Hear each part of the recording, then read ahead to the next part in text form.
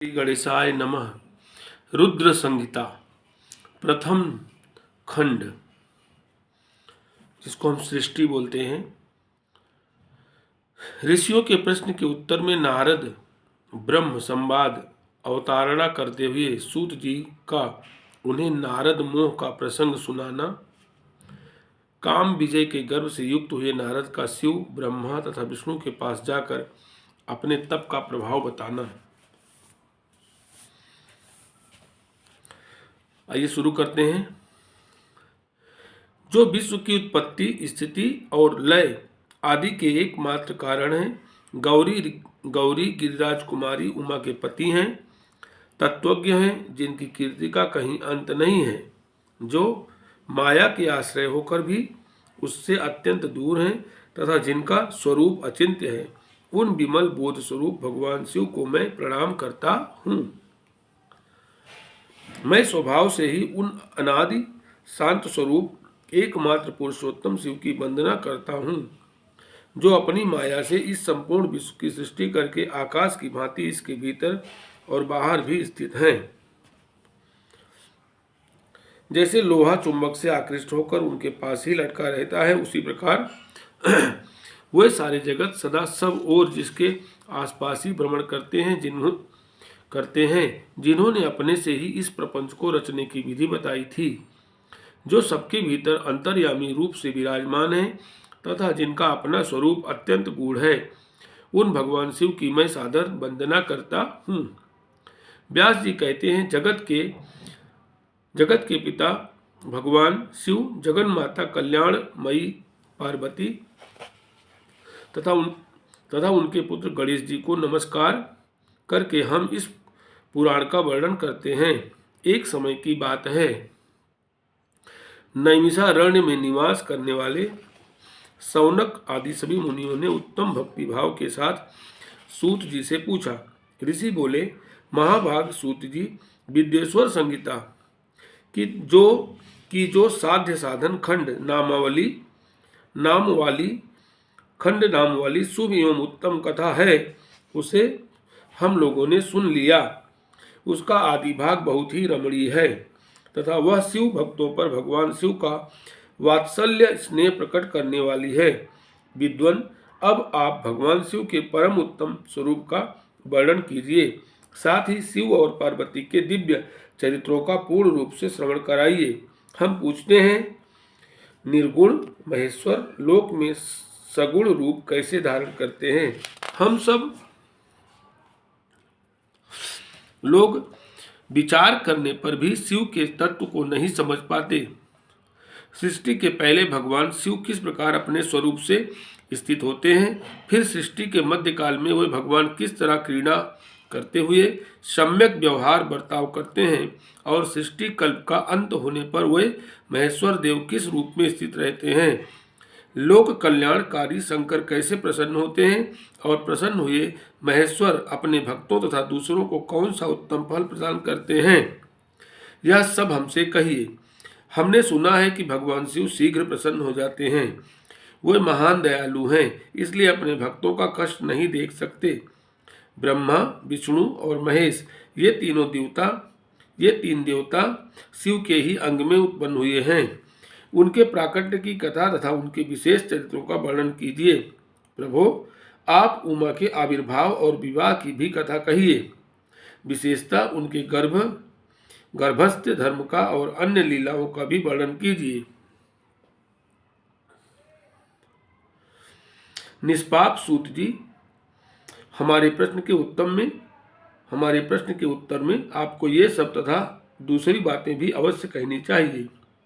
सूत जी ने कहा, मुनीश्वरों, आप लोगों ने बड़ी उत्तम बात पूछी है। भगवान सदाशिव की कथा में आप लोगों की जो आंतरिक निष्ठा हुई है, इसके लिए आप धन्यवाद के पात्र हैं। ब्राह्मणों, भगवान शंकर का गुणानुवाद सात्विक, राजस और तामस तीनों ही प्रकृति के मनुष्यों को सदा आनंद प्रदान करने वाला है। पशुओं की हिंसा करने वाले निष्ठुर कसाई के सिवा दूसरा कौन पुरुष उस गुणानुवाद को सुनने से ऊब सकता है? जिनके मन में कोई तृष्णा नहीं है, ऐसे महात्मा पुरुष भगवान शिव के उन गुणों का गान करते हैं क्योंकि वह गुणावली संसार रूपी रोग की दवा है। मन तथा कानों को प्रिय लगने वाली और संपूर्ण मनोरथों को देने वाली है। ब्राह्मणों, आप लोगों के प्रश्न के अनुसार मैं यथाबुद्धि प्रयत्न पूर्वक शिव लीला का वर्णन करता हूँ। आप आदर पूर्वक सुने।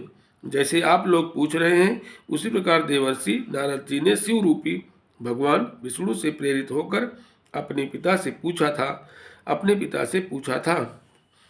अपने पुत्र नारद का प्रश्न सुनकर शिव भक्त ब्रह्मा जी का चित्त प्रसन्न हो गया और वे उन मुनि शिरोमणि को हर्ष प्रदान करते हुए प्रेम पूर्वक भगवान शिव के यश का गान करने लगे। एक समय की बात है, मुनि शिरोमणि विप्रवर नारद जी ने, जो ब्रह्मा जी के पुत्र हैं, विनीत चित्त हो तपस्या में मन लगाया। हिमालय पर्वत में कोई एक गुफा थी जो बड़ी शोभा से संपन्न दिखाई देती थी। उसके निकट देवनदी गंगा निरंतर वेगपूर्वक बहती थी। वहाँ एक महान दिव्य आश्रम था जो नाना प्रकार की शोभा से सुशोभित था। दिव्यदर्शी नारद जी तपस्या करने के लिए उसी आश्रम में गए। उस गुफा को देखकर मुनिवर नारद जी बड़े प्रसन्न हुए और सुदीर्घ काल तक वहाँ तपस्या करते रहे।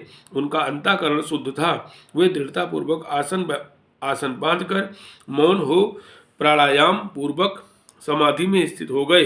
ब्राह्मणों, उन्होंने वह समाधि लगाई जिसमें ब्रह्मा का साक्षात्कार कराने वाला अहम ब्रह्मास्मि, मैं ब्रह्म हूँ, यह विज्ञान प्रकट होता है। मुनिवर नारद जी जब इस प्रकार तपस्या करने लगे उस समय यह समाचार पाकर देवराजेंद्र कांप उठे। वे मानसिक संताप से विहल हो गए। ये नारद मुनि मेरा राज्य लेना चाहते हैं।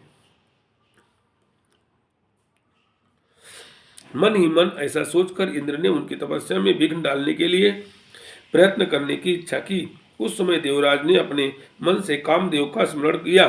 स्मरण करते ही कामदेव आ गए। महेंद्र ने उन्हें नारद जी की तपस्या में विघ्न डालने का आदेश दिया। यह आज्ञा पाकर कामदेव वसंत को साथ ले बड़े गर्व से उस स्थान पर गए और अपना उपाय करने लगे। उन्होंने वहां शीघ्र ही अपनी सारी कलाएं रच डाली। वसंत ने भी मदमत होकर अपना प्रभाव अनेक प्रकार से प्रकट किया। मुनिवरों, कामदेव और वसंत ने अथक प्रयत्न करने पर भी नारद मुनि के चित्त में विकार नहीं उत्पन्न हुआ। महादेव जी के अनुग्रह से उन दोनों का गर्भ चूर्ण हो गया। शौनक आदि महर्षियों, ऐसा होने में जो कारण था उसे आदर पूर्वक सुनो। महादेव जी की कृपा से ही नारद मुनि पर कामदेव का कोई प्रभाव नहीं पड़ा। पहले उसी आश्रम में कामशत्रु भगवान शिव ने उत्तम तपस्या की थी और वहीं उन्होंने मुनियों की तपस्या का नाश करने वाले कामदेव को शीघ्र ही भस्म कर डाला था। उस समय रति ने कामदेव को पुनः जीवित करने के लिए देवताओं से प्रार्थना की। तब देवताओं ने समस्त लोगों का कल्याण करने वाले भगवान शंकर से याचना की। उनके याचना करने पर वे बोले, देवताओं, कुछ समय व्यतीत होने के बाद कामदेव जीवित तो हो जाएंगे, परंतु यहाँ उनका कोई उपाय नहीं चल सकेगा। अमरगण यहाँ खड़े होकर लोग चारों ओर जितनी दूर तक की भूमि को नेत्र से देख पाते हैं, वहाँ तक कामदेव के बाणों का प्रभाव नहीं चल सकेगा, इसमें संशय नहीं है। भगवान शंकर की इस उक्ति के अनुसार उस समय वहां नारद जी के प्रति कामदेव का निजी प्रभाव मिथ्या सिद्ध हुआ। वे शीघ्र ही स्वर्गलोक में इंद्र के पास लौट गए। वहां कामदेव ने अपना सारा वृत्तांत और मुनि का प्रभाव कहा सुनाया। तत्पश्चात इंद्र की आज्ञा से वे वसंत के साथ अपने स्थान को लौट गए। उस समय देवराज इंद्र को बड़ा विस्मय हुआ। उन्होंने नारद जी की भूरी भूरी प्रशंसा की, परंतु शिव की माया से मोहित होने के कारण वे उस पूर्व वृत्तांत को स्मरण न कर सके। वास्तव में इस संसार के भीतर सभी प्राणियों के लिए शंभु की माया को जानना अत्यंत कठिन है। जिसने भगवान शिव के चरणों में अपने आप को समर्पित कर दिया है, उस भक्त को छोड़कर शेष सारा जगत उनकी माया से मोहित हो जाता है। नारद जी भी भगवान शंकर की कृपा से वहां चिरकाल तक तपस्या में लगे रहे। जब उन्होंने अपनी तपस्या को पूर्ण हुई समझा तब वे मुनि उससे विरत हो गए। कामदेव पर मेरी विजय हुई ऐसा मानकर उन मुनीश्वर के मन में व्यर्थ ही गर्व हो गया। भगवान शिव की माया से मोहित होने के कारण उन्हें यथार्थ बात का ज्ञान नहीं रहा। वह यह नहीं समझ सके कि कामदेव के पराजित होने में भगवान शंकर का प्रभाव ही कारण है। उस माया से अत्यंत मोहित हो मुनि शिरोमणि नारद अपना काम विजय संबंध वृत्तांत बताने के लिए तुरंत ही कैलाश पर्वत पर गए। उस समय वह विजय के मद से उन्मत्त हो रहे थे। वहां रुद्र देव को नमस्कार करके गर्व से भरे हुए मुनि ने अपने आप को महात्मा मानकर तथा अपने ही प्रभाव से कामदेव पर अपनी विजय हुई समझकर उनसे सारा वृत्तांत कहा सुनाया। वह सब सुनकर भक्त वत्सल भगवान शंकर ने नारद जी से, जो अपनी शिव की ही माया से मोहित होने के कारण काम विजय के यथार्थ कारण को नहीं जानते थे और अपने विवेक को भी खो बैठे थे, कहा। रुद्र बोले, तात नारद, तुम बड़े विद्वान हो, धन्यवाद के पात्र हो, परंतु मेरी यह बात ध्यान देकर सुनो। अब से फिर कभी ऐसी बात कहीं भी न कहना, विशेषतः भगवान विष्णु के सामने इसकी चर्चा कदापि न करना। तुमने मुझसे अपना जो वृत्तांत बताया है उसे पूछने पर भी दूसरों के सामने न कहना। यह सिद्धि संबंधी वृत्तांत सर्वथा गुप्त रखने योग्य है, इसे कभी किसी पर प्रकट नहीं करना चाहिए। तुम मुझे विशेष प्रिय हो, इसलिए अधिक जोर देकर मैं तुम्हें यह शिक्षा देता हूँ और इसे न कहने की आज्ञा देता हूँ, क्योंकि तुम भगवान विष्णु के भक्त हो और उनके भक्त होते हुए ही मेरे अत्यंत अनुगामी हो।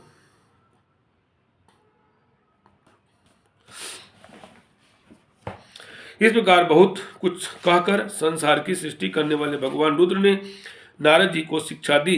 अपने वृत्तांत को गुप्त रखने के लिए उन्हें समझाया बुझाया, परंतु वे तो शिव की माया से मोहित थे, इसलिए उन्होंने उनकी दी हुई शिक्षा को अपने लिए हितकर नहीं माना। तदंतर मुनि शिरोमणि नारद ब्रह्मलोक में गए। वहां ब्रह्मा जी को नमस्कार करके उन्होंने कहा, पिताजी, मैंने अपने तपोबल से कामदेव को जीत लिया है। उनकी वह बात सुनकर ब्रह्मा जी ने भगवान शिव के चरणार बिंदु का चिंतन किया और सारा कारण जानकर अपने पुत्र को यह सब कहने से मना किया, परंतु नारद जी शिव की माया से मोहित थे, अतएव उनके चित्त में मद का अंकुर जम गया था, उनकी बुद्धि मारी गई थी। इसलिए नारद जी अपना सारा वृत्तांत भगवान विष्णु के सामने कहने के लिए वहां से शीघ्र ही विष्णु लोक में गए। नारद मुनि को आते देख भगवान विष्णु बड़े आदर से उठे और शीघ्र ही आगे बढ़कर उन्होंने मुनि को हृदय में लगा लिया। मुनि के आगमन का क्या हेतु है, इसका उन्हें पहले से ही पता था। नारद जी को अपने आसन पर बिठाकर भगवान शिव के चरणार बिंदुओं का चिंतन करके श्रीहरि ने उनसे पूछा। भगवान विष्णु बोले, तात, कहाँ से आते हो? यहाँ किस लिए तुम्हारा आगमन हुआ है? मुनिश्रेष्ठ, तुम धन्य हो, तुम्हारे शुभागमन से मैं पवित्र हो गया। भगवान विष्णु का यह वचन सुनकर गर्व से भरे हुए नारद मुनि ने मद से मोहित होकर अपना सारा वृत्तांत बड़े अभिमान के साथ कह सुनाया। नारद मुनि का वह अहंकार युक्त वचन सुनकर मन ही मन भगवान विष्णु ने उनकी काम विजय के यथार्थ कारण को पूर्ण रूप से जान लिया। तत्पश्चात श्री विष्णु बोले, मुनिश्रेष्ठ, तुम धन्य हो, तपस्या के तो भंडार ही हो, तुम्हारा हृदय भी बड़ा उदार है। मुने, जिसके भीतर भक्ति, ज्ञान और वैराग्य नहीं होते, उसी के मन में समस्त दुखों को देने वाले काम, मोह आदि विकार शीघ्र उत्पन्न होते हैं। तुम तो नैष्ठिक ब्रह्मचारी हो और सदा ज्ञान वैराग्य से युक्त रहते हो, फिर तुम में काम विकार कैसे आ सकता है?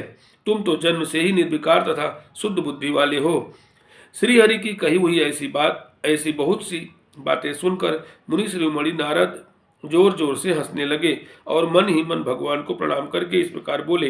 नारद जी ने कहा, स्वामिन, जब मुझ पर आपकी कृपा है तब बेचारा कामदेव अपना क्या प्रभाव दिखा सकता है? ऐसा कहकर भगवान के चरणों में मस्तक झुकाकर इच्छानुसार विचरने वाले नारद मुनि वहां से चले गए।